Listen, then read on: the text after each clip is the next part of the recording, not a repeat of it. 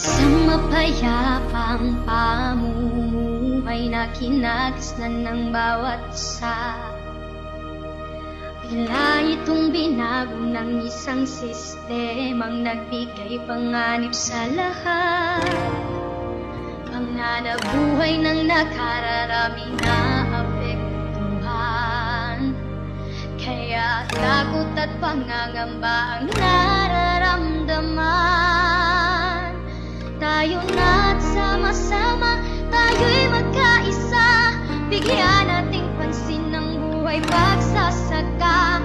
Sa gitna ng epidemya, huwag tayong mangangamba, mananatili ang panghanap buhay ng bawat isa dito sa agrikultura.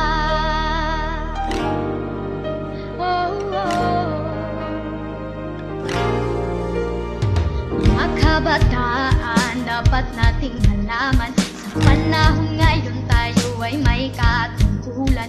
Buksan na ang isipan at maghirap.